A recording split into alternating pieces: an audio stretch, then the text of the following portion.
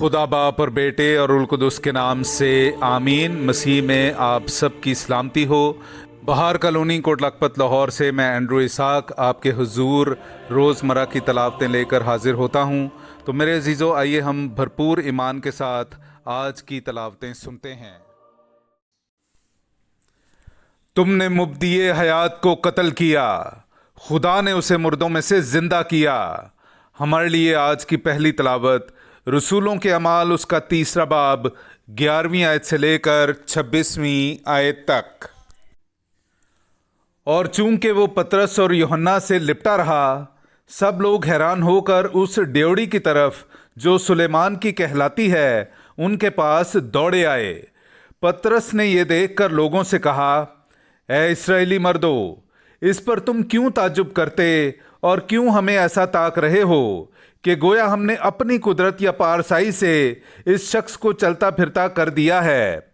इब्राहिम और इसहाक और याकूब के खुदा यानी हमारे बाप दादा के खुदा ने अपने खादिम यीशु को जलाल दिया, जिसे तुमने पकड़वा दिया और पिलातूस के हुजूर इनकार किया जब उसने उसे छोड़ देने का कसद किया। हाँ, तुमने उस कुद्दूस और सिद्दीक का इनकार किया और दरखास्त की कि एक खूनी हमारी खातिर छोड़ दिया जाए, मगर मुब्दिए हयात को कत्ल किया जिसे खुदा ने मुर्दों में से जिंदा किया। इसके हम गवाह हैं।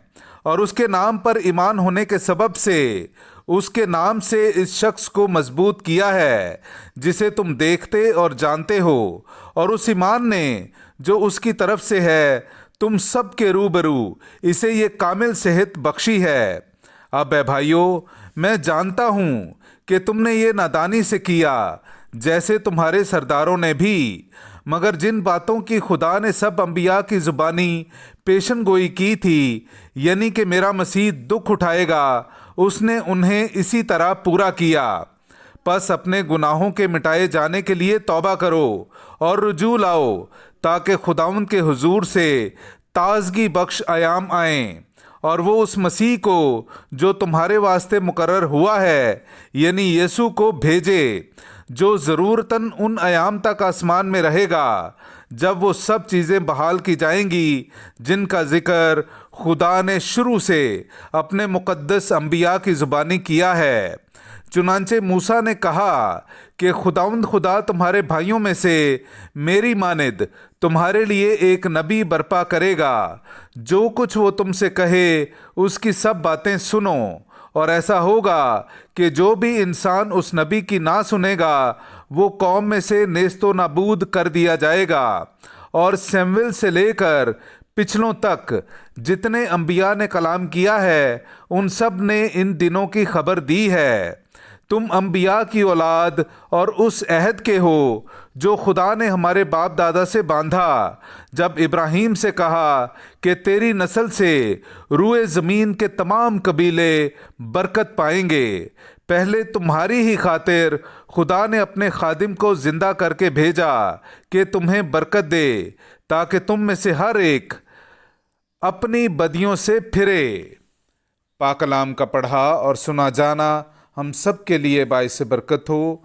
खुदा का शुक्र हो।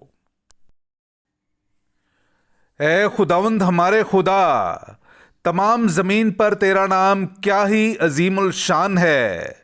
मेरे अजीज़ों, आइए हम आज का जमायती ज़बूर पढ़ते हैं। ज़बूर नंबर 8, उसकी 2 और फिर 5वीं से 9वीं आयत तक। ए खुदावंद हमारे खुदावंद, तमाम ज़मीन पर तेरा नाम क्या ही अजीमुल शान है। तू जिसने अपनी अजमत अफलाक से बुलंद तर की है। तो इंसान क्या है कि तू उसे याद फरमाए, या आदमजाद क्या है कि तू उसकी खबरगिरी करे। तूने उसे फरिश्तों से कुछ ही कमतर बनाया है और शान और शौकत का ताज उस पर रखा है। तूने उसे अपने हाथ के कामों पर इख्तियार बख्शा है।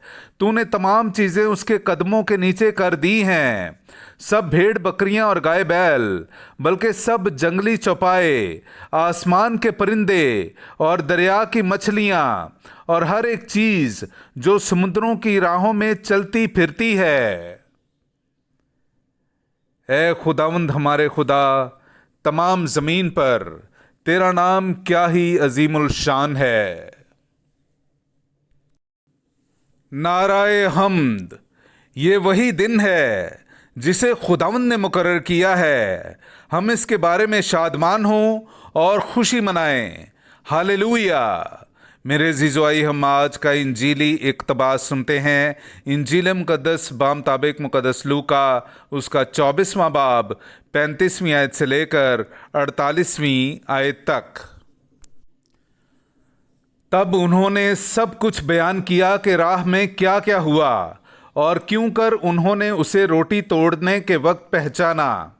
और वो ये बातें कर ही रहे थे कि यीशु आप उनके बीच में आ खड़ा हुआ और उनसे कहा कि तुम्हें सलाम। मगर वो घबरा गए और खौफ खाकर ये समझे कि किसी रूह को देखते हैं।